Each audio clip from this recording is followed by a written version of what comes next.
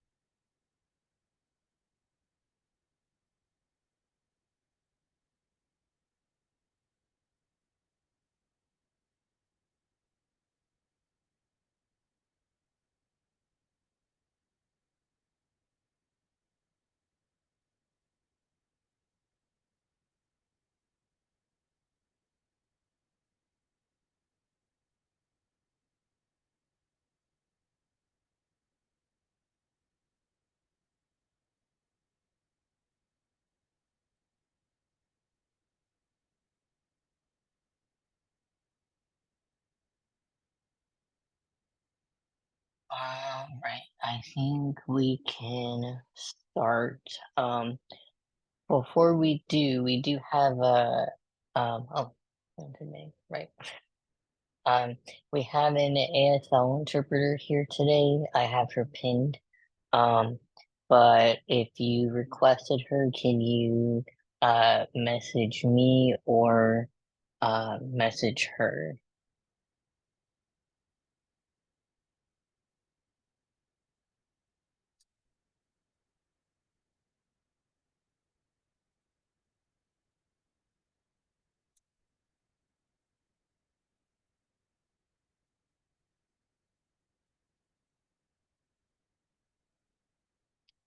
Um,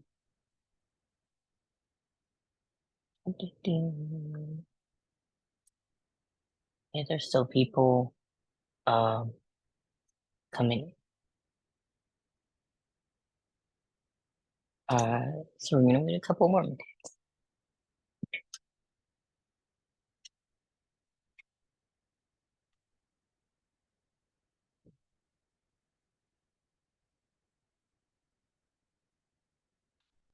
Do, do, do, do.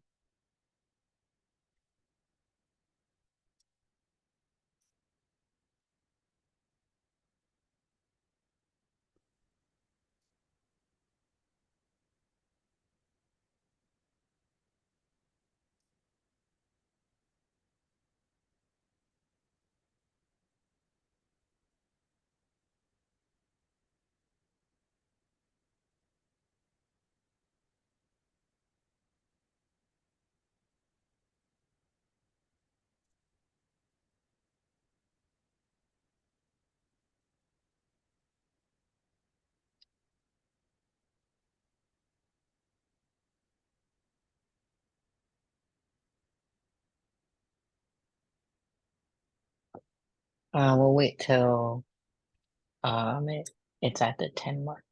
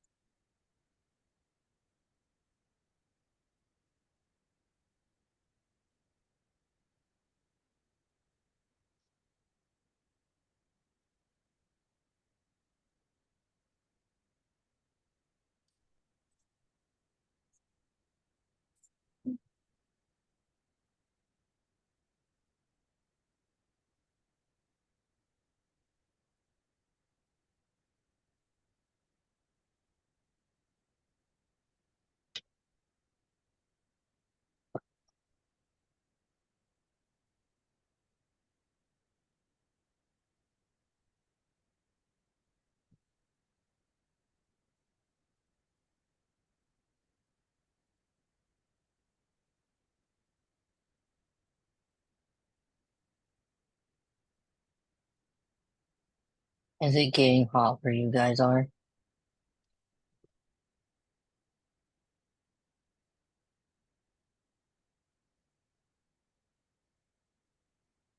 Hold the audio now unmuted. What was the question? Harm?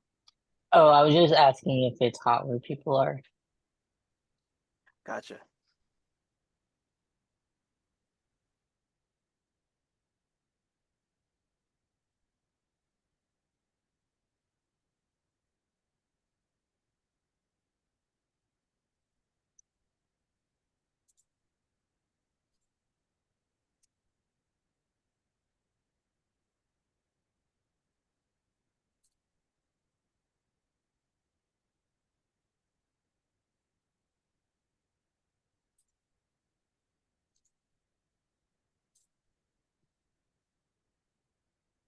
All right, we're at the 10th.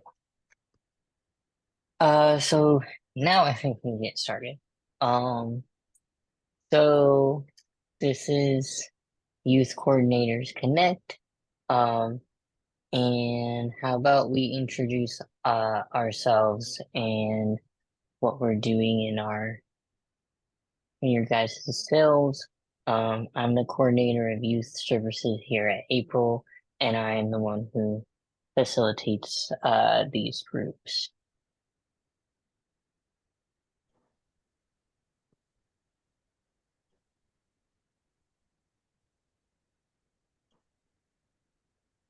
Does anyone want to popcorn on introducing themselves and what they're doing? I'm sorry. Hi, I'm Shireen Bentley. I am with Disability Rights and Resources in Charlotte, North Carolina, and I am the Youth Transitions Coordinator here, and I also work as a peer mentor.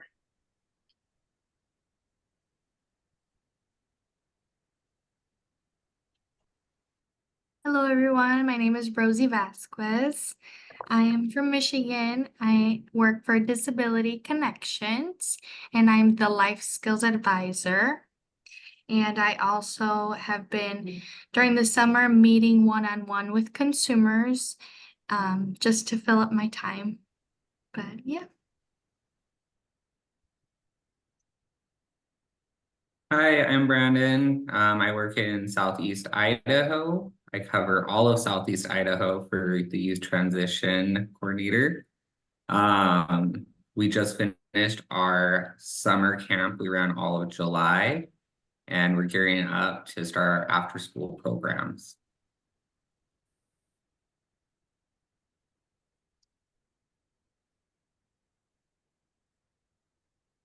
Hold the audio now unmuted. Mute current. I can go next. Hi everyone. My name is Alan. I use pronouns he, him, and I am with the Dell McIntosh Center in Southern California. I am the youth community liaison, and I'm also a state council member. Something that I can share that just this past weekend we had our youth summer academy. It was a success. We had a registration of 12 participants, and it was 3 days. It was Friday through Sunday. The first couple of days were kind of in the morning we had a small lessons, and in the afternoon we had like a hands-on activity, and then on Sunday we had a community outing event. We went to the park, and so our theme for this year it was next steps in transitioning. So we talked about how it is from transitioning from high school to college, education, or employment experiments. So we talked about different things, and we also talked about the importance of having a mentor, and why is it important and how it can help you. We also provided some resources to the youth, a website that they can reach out to if they're looking for a mentor.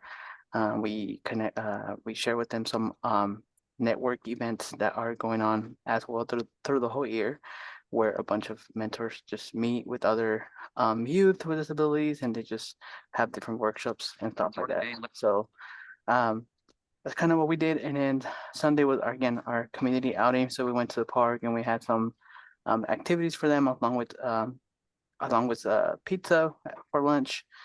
and we had some water balloon activities. I actually ended up getting completely soaked. They decided to dump the whole cooler on me once the balloons were gone. So that was pretty fun. It was awesome. So just wanted to kind of share what we did over for Summer Academy, and now we're probably just gonna resume back to our programming that we have every other second, fourth, and third Saturday of the month.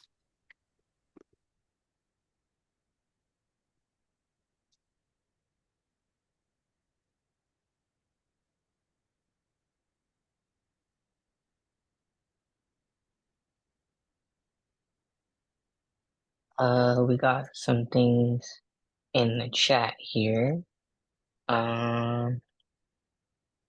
Scott Campbell, Fairfield County, Idaho.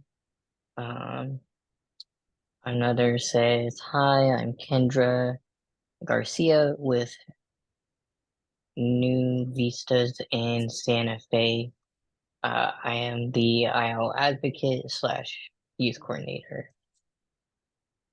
Another one says Beth Benston,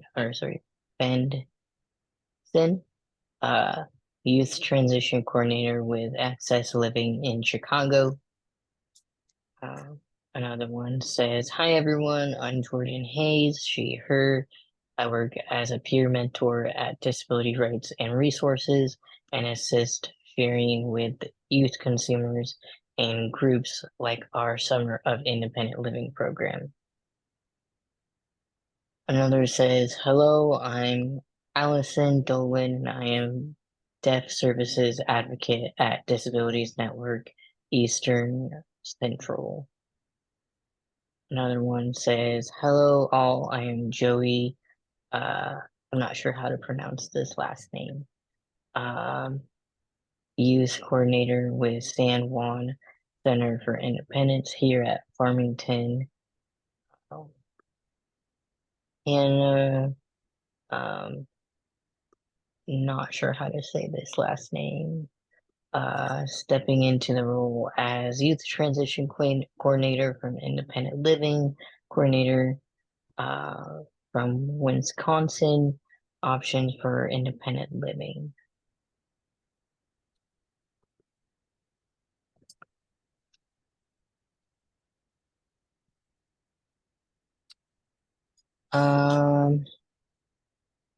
All right. Does anyone else want to introduce themselves?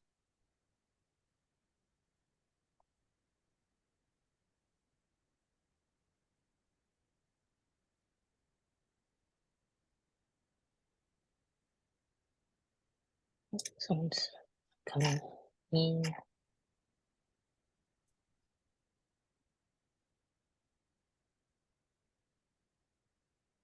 All right. So from what we talked about last month, when I was trying to get feedback for this group, a lot of y'all talked about having a specific topic for the group, and a lot of people talked about outreach for sales. So I have some tips myself, and then I'm gonna take it out to the floor and ask you guys some discussion questions, and have an outreach discussion. So, I have like 4 little points here when it comes to outreach. And I know that it's one of the more difficult pieces of being a coordinator. So number 1 would be know your audience. Research and get to know the different intersectional communities of youth with disabilities. So like, what is important to your youth? What are they interested in? What do they want to get involved in? Number 2, This is a little bit of a controversial one because we're taught to do this in outreach, but try not to just tell people what your services are. Tell people who you are. What are you trying to accomplish to bring youth to your center? Take it outside of a numbers game and try to make it something more personal. Number three, engage your audience when you outreach. Create an activity for people to do once they get to your booth. Ask them questions about themselves and create a discussion. My coworker told me about how when she was in working for a cell, she did an outreach where they made an activity where uh I forget I forget the physical of the activity, but it was basically not everything is how it seems. So they would go up to the booth and um they were trying to figure out basically uh barriers in this activity, but they're not told to um look at the barriers. It was kind of like um oh, I remember now. Okay, so kind of like golf where they're given like a little hole, but the balls that they were given for the hole is too big for them to uh for the ball to go in the golf hole. Um or like other things like that. So it was frustrating for the people doing the activity and the people that pointed out, hey, this is difficult because the ball is too big to go in the hole, or the um, stick isn't just right for me to um, putt. Um, Once they said the actual barrier, they got a point and a reward for being like, hey, you figured out a barrier.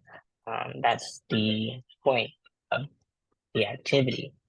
Um, so that allowed a lot of people to go to her booth and being interested in talking to her more and being interested in what you know she's doing with her work.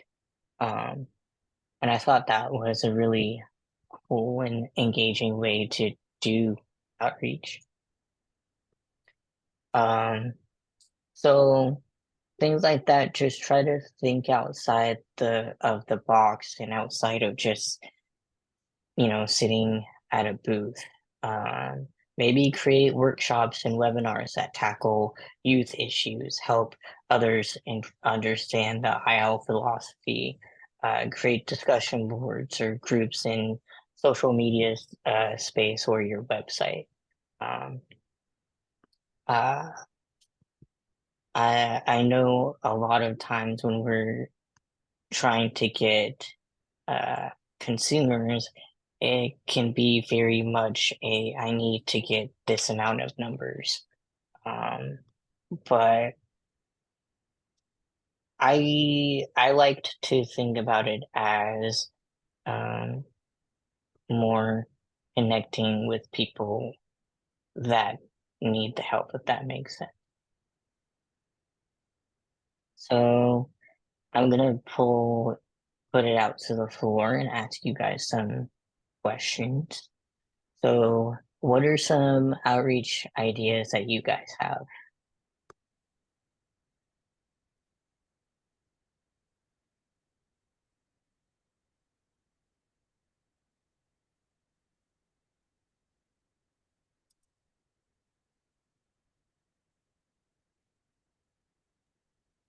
This is Rosie. Some outreach ideas that we are trying to implement this school year is attending transition nights or like senior nights, any sort of, I guess, activity that the school is going to host after school hours that they invite different community members. I attended a migrant health fair event because we have a very big migrant population, and we had a table and I translated everything in Spanish so then I could speak to that community. And then in October, we're having a Latin history sort of festival downtown, and they also asked us to attend and have our own table and just sort of share what we do in community events like that.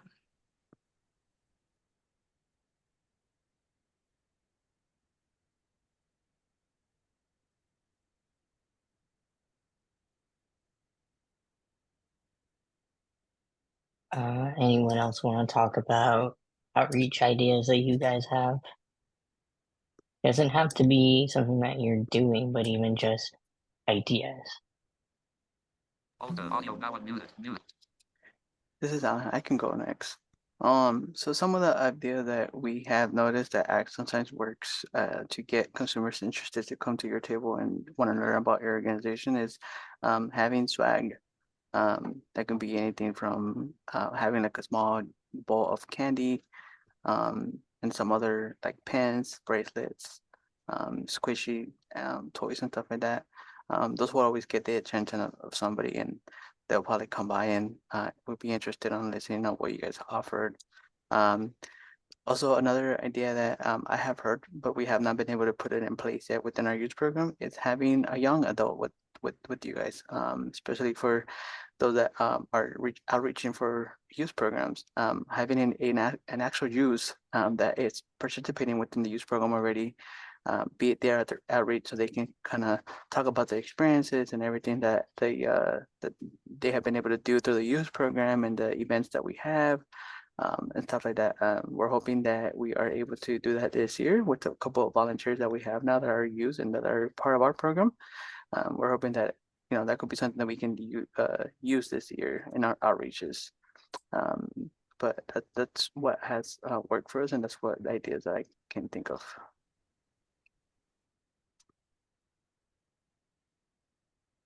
Hi, this is Jordan. Something that we tried and it was a good idea, maybe didn't turn out the way we hoped, but we did an open house at our center for that folks could come and check out our services and hear from us which services we offered and see if it was a good fit for them. Jordan, when you did the open house, did you have any activities for the people to come in to do? We did not end up having anyone come to the open house, so we did record a version of our services presentation that we can send to folks who ask for materials like that. But I'd love to hear if anyone has successfully had an open house. What was kind of the draw for folks? Alan, do you want to talk about what DMC did a couple years ago that we did? Yeah, absolutely. I actually just dropped it into the chat. So we had something similar. We didn't call it an open house. We actually called it a youth showcase. And that's where we kind of had invited a bunch of people through our partnerships with either DOR or with like Regional Center, and other partnerships that we have to come through our youth location where we have our youth program. And so we had like different sections to show what we kind of do every Saturday when the youth are with us. So we had like a section where we have our Live Out Loud group, which is where we just play games. We do karaoke. We have an art section and stuff like that. So we kind of had that laid out throughout the building, so they can walk around and kind of see. So we had like a table set up where a few of us were playing Uno, dominoes, and other board games. Then we had our karaoke station. We had an art station, and then we had other stations that provide some more information about other stuff that we do in the youth program. And also we had a table where we just had an overview of all the services that we offer as an organization. And it was actually pretty fun. I think at the end we raffled out some youth shirts that we had at that time. And I forgot what other things we raffled. It's been quite a while. I think it's been like 5 years since we did that. So that was pretty successful for us. Thank you. That's great. That's a good idea.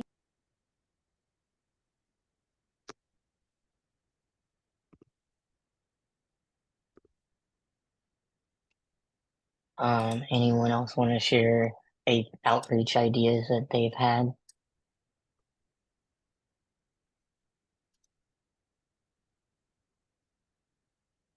My name's Hannah. So up in Wisconsin, we have lots of Miracle League softball games and whatnot in multiple different counties that we go to. So sometimes those counties will set up like a resource fair night for families and caregivers. So we did one a couple weeks ago, and instead of having just ourselves with our materials, we came up with doing friendship bracelets and keychains.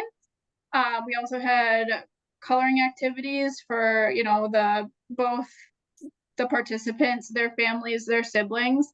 It kind of allows people to take some more time with you if time allows. I wouldn't say the bracelets are great for like transition fairs at schools because that's a lot of people in a short amount of time, where this was kind of come and go as you please. They would be able to interact with us. We'd be able to talk about our services, make it fun, make it engaging. And those always seem to go over pretty well. So.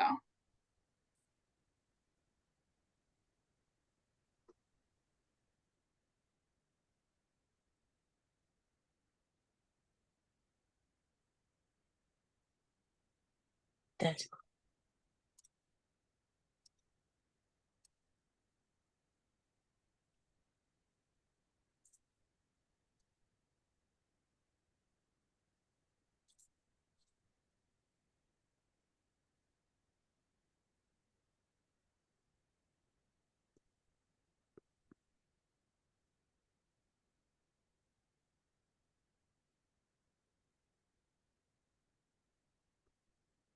something just went into my brain.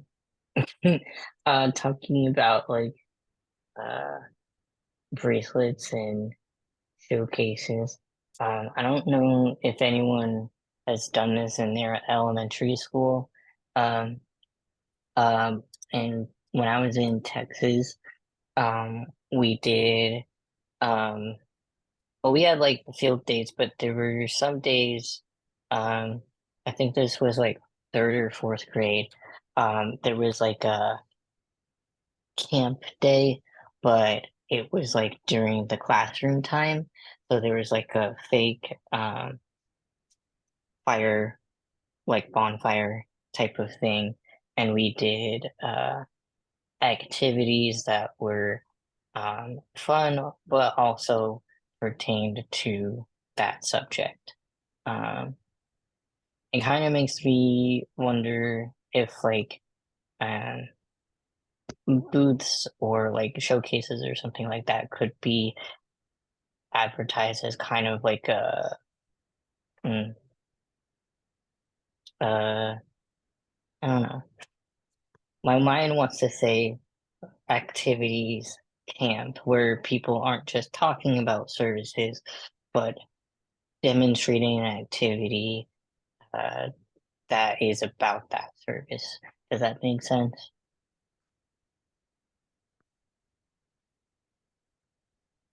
And it can be small like that. Like I think Hannah just said about like making uh, a bracelet for um, the service or the youth or something like that. It would take a lot of time, but it would also probably be fun to do.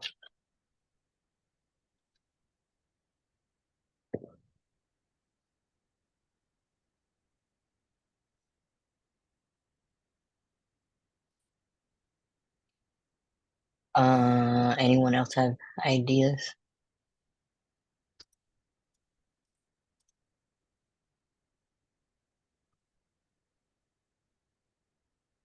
All right. I think a lot of you talked about outreach that you've done that has worked. So where do you guys think that you can make the most impact?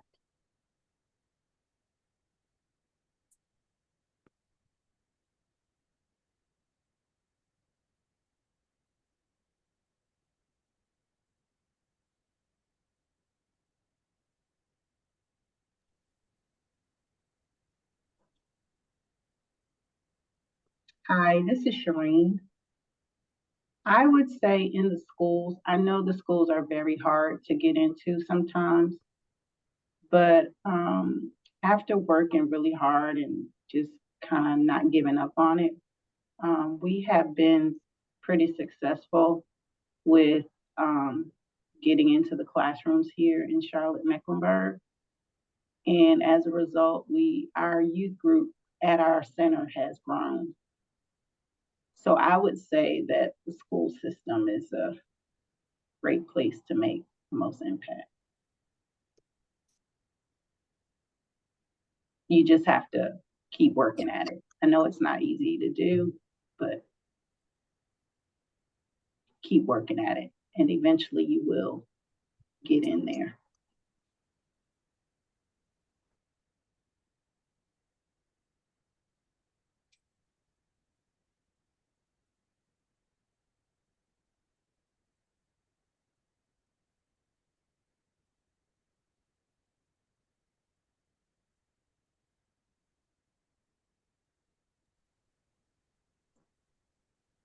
And I also wanted to add that we've been able to also make an impact in our surrounding counties. And that hasn't always been the case, but we are now in one other surrounding county, which is Union County. And we have been able to make some headway in a couple of the schools there in Union County. Shireen, how were you guys able to present or get inside the school systems? Well, with the transition fairs, we make connections with some of the teachers that way. And so we would, get their information or get their cards or their emails, contact information, and reach out to them that way. Mm-hmm. And luckily, we've had some teachers follow up, and we've been able to come into their classrooms and do presentations. And like I said, our youth group, we now have a youth group that we do here in the center, and that is as a result of us, going into the schools and meeting with the teachers and doing presentations.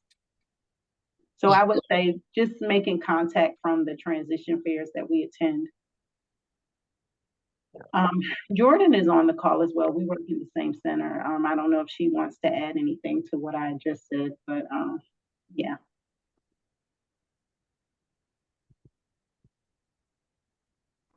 I can. Some of the other events that we've kind of tabled at are just like Rosie was saying, they're community events, but maybe not disability specific. Like this year, we were invited to Union County Pride. So that's one in one of our more rural counties that we're looking forward to getting the word out more about our services.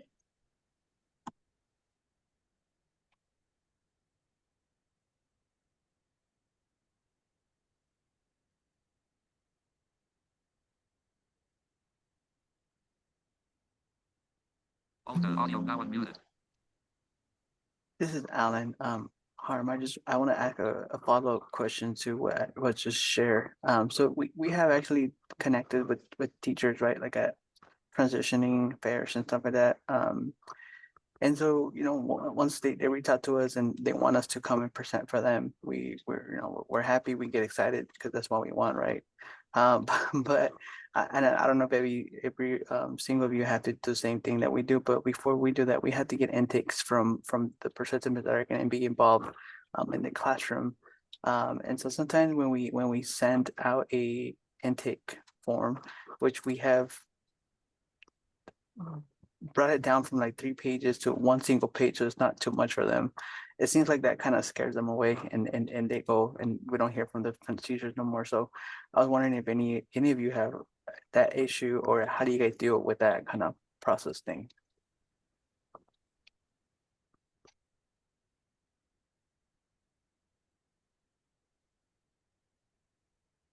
This is Rosie.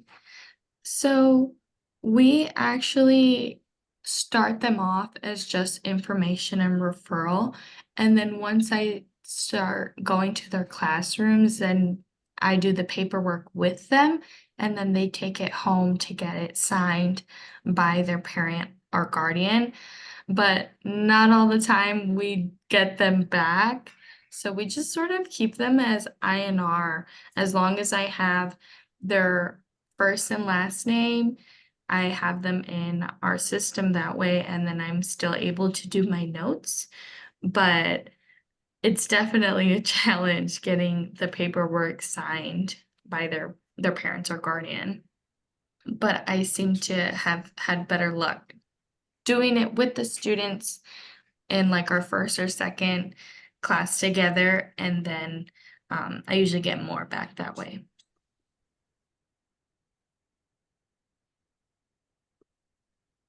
This is Beth speaking. I know sometimes the only way we're able to get completed paperwork, or how we have the highest rate of success, is calling the parents directly. If we're able to just get contact information for the parents from the teachers or the schools, or we meet parents at an event and we're able to get their contact information that way. Usually I'll call parents and walk them through the key information on the forms. And we have DocuSign, which gives you an option to sign electronically. And that makes things easier.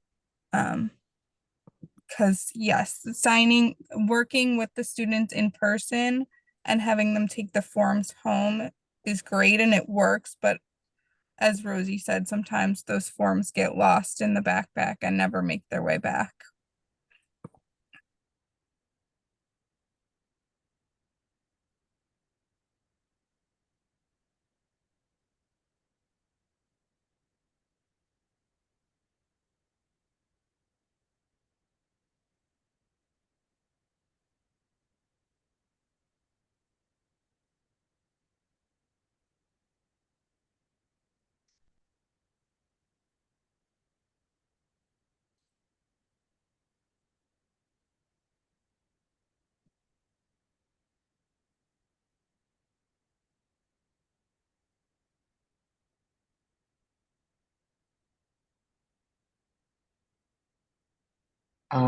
Did anyone else want to go about the impact question?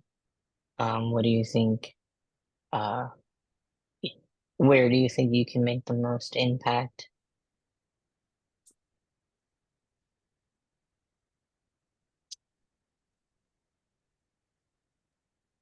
This is Beth speaking again. I think just based on what I've experienced and observed, I think introducing youth to concepts of disability and just building their awareness of themselves as people with disability, and also countering some of those low expectations. So talking to students just about the idea that they can go to college if that's the right fit, they can get a job, they have rights, things kind of in that area. Yeah.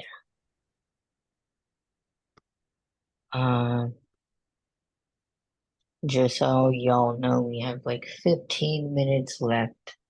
So I'm going to ask one more discussion question. What are you guys trying to accomplish when you're trying to bring youth to your center?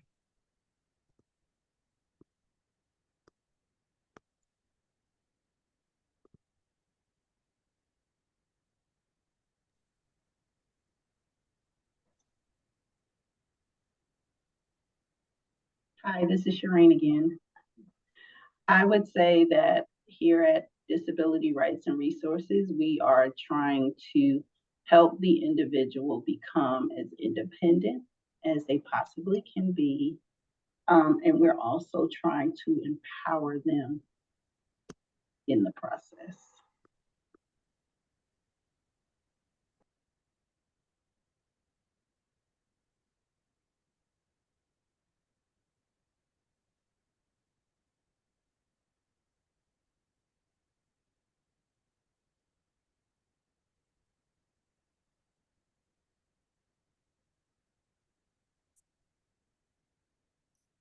That's good. Anyone else want to answer the question? What are you guys trying to accomplish to bring youth to your center? Hey, this is Jordan again. I think what Beth was saying about like kind of countering low expectations is a part of it, but also just to model, that we're people with disabilities and we've made our own independent lives and, share what we can accomplish and show them a pathway to that. That's really important to have that peer support piece, or at least I think so. As I didn't have a lot of adults with disabilities in my life when I was their age, so that's a big part of it for me. Yeah.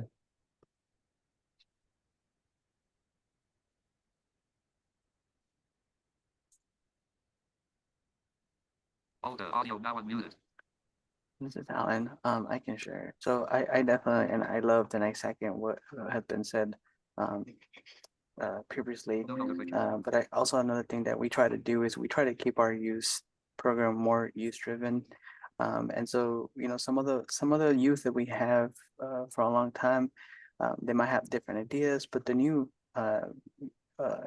young adult might have a different idea. So we're trying to keep it diversity, and we're trying to have different perspectives how they look at things and what is needed nowadays, and what they would like to see, what they would like to do. What kind of support are they looking for? Especially after COVID, right? After COVID, a lot of things change, and what they might be looking for 3 years ago now is way different, right? So we're just trying to keep our program nice and fresh and nice and youth driven with their ideas. So that's our goal when we bring the youth into our program as well.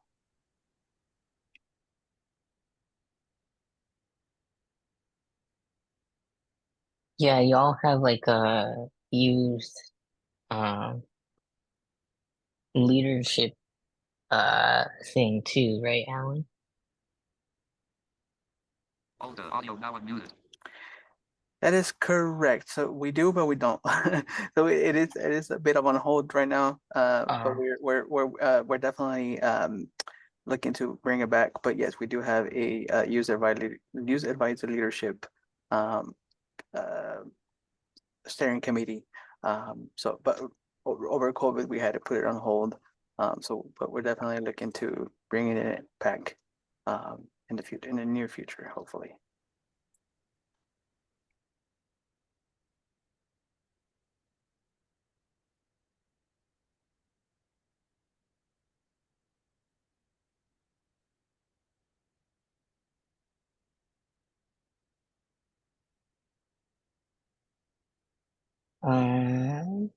Anyone else want to talk about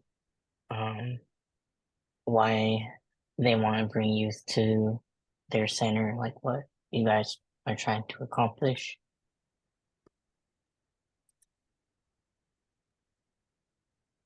Brandon here. I think one of the largest things we're trying to accomplish in our area by bringing youth in has been letting them make connections and find that support within their peers.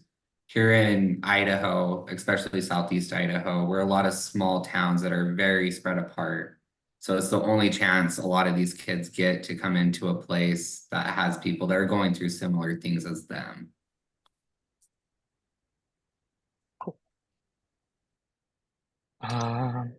And as we have 10 minutes left, I want to ask you guys what topic that you guys want to talk about next month.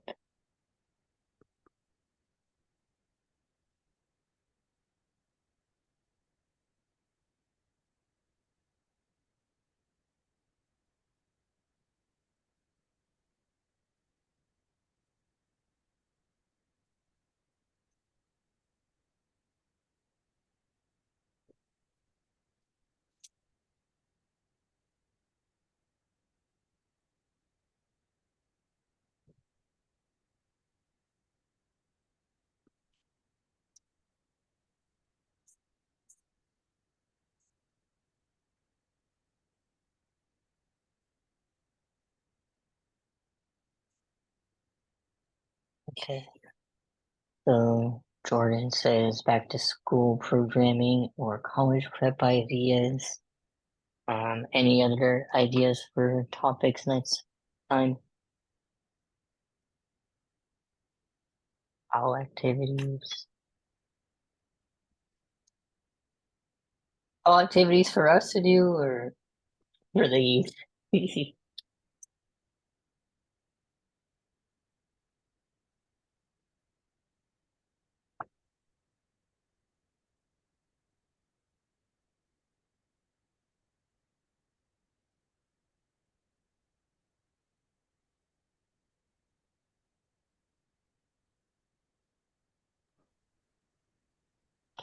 Discussion around mentors. Hi, this is Shireen. I'm sorry. So when I mentioned fall activities, I was just kind of wanting to hear some other ideas, some ideas from the group for just activities for the fall for the youth.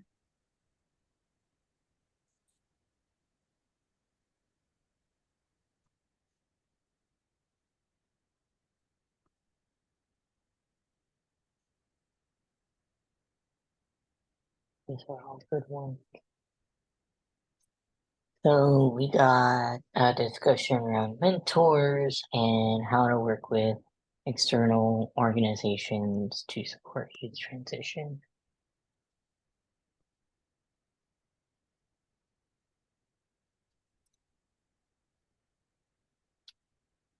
I wonder if I can do a poll here. Yes. Um,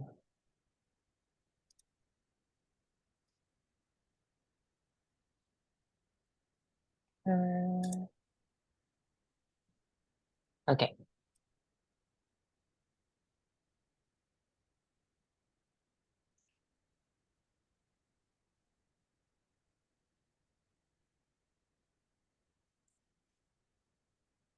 I'm gonna give also a quiz or a poll, sorry.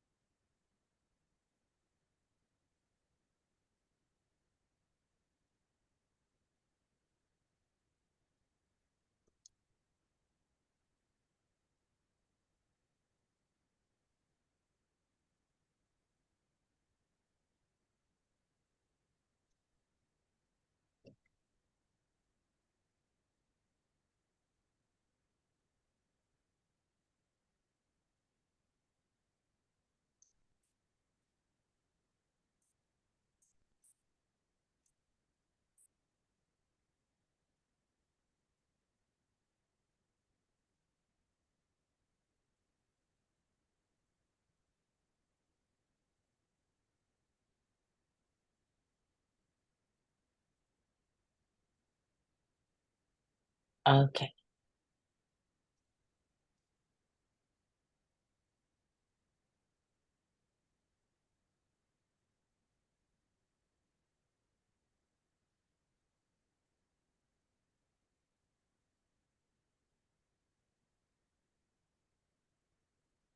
Okay.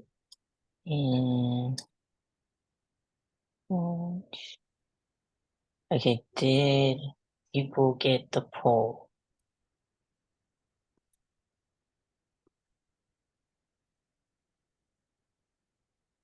Okay.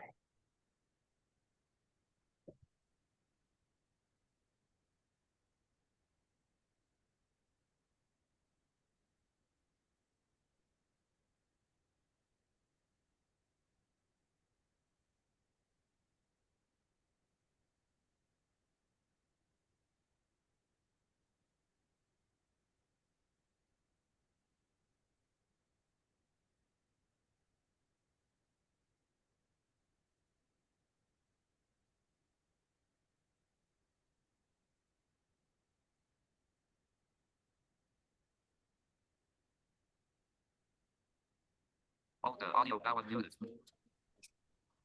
Hey, Harm. Yeah, is it not accessible? I'm not able to find it. Was it sent through chat? Honestly, this is the first time that I have made a poll. I just made one and pressed launch. Gotcha. Can someone who's done the poll, let him know where you found it? From Jordan Days left parent G, right parent to everyone, colon, it should have. Jordan says it should have popped up automatically on the screen. From Brandon Peterson to everyone, colon, sorry, hopping off. Okay. I'll figure it out. It's probably my screen reader not recognizing it. Okay. Thank you. You can also just put it in the chat and I can add it to the poll. All the mute, current. Okay, that might work. Audio now. You know the options? It's telling me the percentages, yeah. Okay.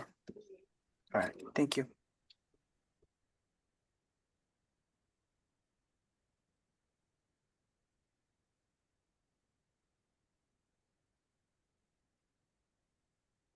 Okay. It's a tie between back to school and prepping youth for volunteering or employment. So Alan, you're gonna have to break this tie.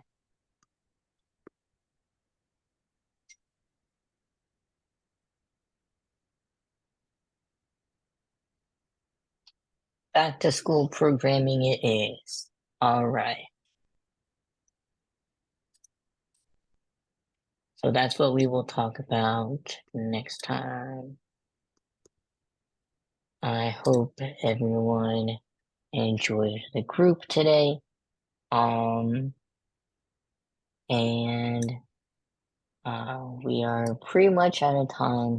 So thank you guys for coming. And I will see you guys next month. Thank you. Thank you. All the meeting in AI music, audio settings, but mute, currently unmuted, all mute, leave meeting button.